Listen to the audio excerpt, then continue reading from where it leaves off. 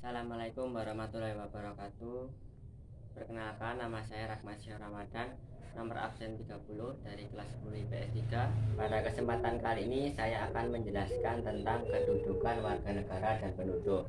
Nah, apa yang dimaksud penduduk? Penduduk adalah orang yang bertempat tinggal atau menetap di suatu negara. Misal, saya penduduk Klaten, saya di dalam negara Republik Indonesia, saya tinggal sejak lama, sejak saya lahir. Sedangkan bukan penduduk adalah orang yang berada di suatu wilayah suatu negara dalam waktu yang sebentar dan tidak bertujuan untuk menetap atau bertempat tinggal. Misal saya mendapat kontrak di Malaysia, saya tinggal di sana, atau saya pergi liburan di suatu negara. Setelah kontrak saya habis, saya bukan menjadi penduduk Malaysia tetapi masih penduduk Indonesia. Seterusnya, warga negara adalah orang yang secara hukum merupakan anggota dari suatu negara. Sedangkan bukan warga negara adalah orang asing atau warga negara asing, sering disebut juga sebagai WNA. Selanjutnya adalah asas kewarganegaraan Indonesia. Nah, apa yang dimaksud dengan asas kewarganegaraan? Asas kewarganegaraan adalah dasar berpikir dalam menentukan masuk tidaknya seseorang dalam golongan warga negara dari suatu negara tertentu. Asas kewarganegaraan dibedakan menjadi dua, yaitu asas ius sanguinis dan asas ius soli. Nah, apa yang dimaksud dengan asas ius sanguinis? Asas ius sanguinis adalah asas kewarganegaraan seseorang berdasarkan keturunan orang tuanya. Misal, orang tua kewarganegaraan Indonesia, maka anak tersebut memiliki kewarganegaraan Indonesia. Misalnya juga kewarganegaraan Malaysia, seseorang warga Malaysia pergi ke Amerika dan melahirkan seseorang anak, maka anak tersebut memiliki kewarganegaraan Malaysia.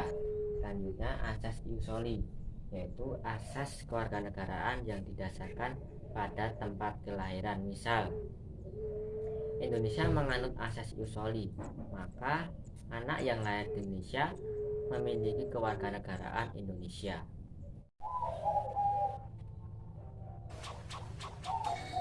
Asas kewarganegaraan dibagi menjadi dua, yaitu asas ius sanguinis dan asas ius soli. Nah, yang jadi masalah jika seorang ayah menganut asas ius sanguinis sedangkan anaknya lahir di negara lain yang menganut ius soli, maka anak tersebut tidak memiliki kewarganegaraan sama sekali atau apatrid.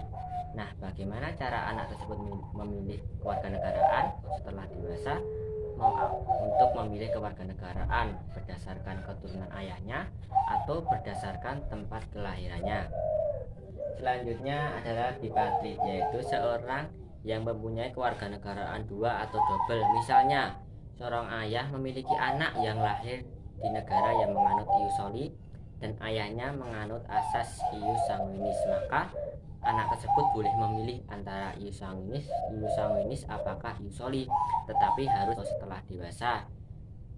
Dalam menentukan status kewarganegaraan seseorang, pemerintah suatu negara lazim menggunakan dua stelsel, yaitu stelsel aktif dan pasif. Stelsel aktif yaitu seseorang harus melakukan tindakan tertentu untuk menjadi warga negara, seperti warga negara asing ingin menjadi warga negara Indonesia. Nah, caranya dengan tinggal di Indonesia secara 5 tahun berturut-turut atau lebih, mengakui Undang-Undang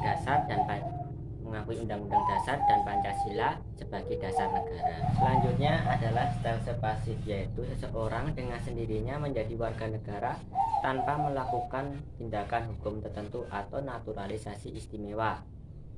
Naturalisasi istimewa diberikan kepada orang asing yang telah berjasa kepada negara atau memiliki alasan kepentingan negara setelah mendapat pertimbangan DPR, sebagai contohnya seperti pemain bola.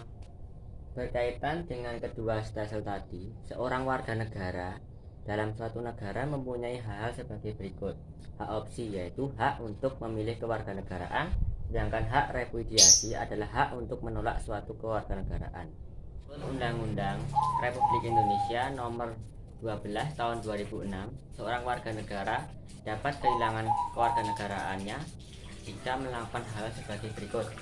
Pertama, memperoleh kewarganegaraan lain atas kemauannya sendiri, tidak menolak atau tidak melepaskan kewarganegaraan lain, dinyatakan hilang kewarganegaraan oleh presiden atas kemauannya sendiri ke dalam dinas tentara asing tanpa izin presiden, masuk ke dalam dinas asing atas kemauannya sendiri, mengangkat sumpah atau menyatakan janji setia kepada negara lain, mempunyai paspor atau surat yang bersifat paspor dari negara lain, bertempat tinggal di luar wilayah negara Republik Indonesia selama 5 tahun terus-menerus, bukan dalam rangka dinas negara. Sekian penjelasan saya mengenai materi kedudukan warga negara dan penduduk. Bila ada salah kata maupun ucapan mohon dimaafkan. Wassalamualaikum warahmatullahi wabarakatuh.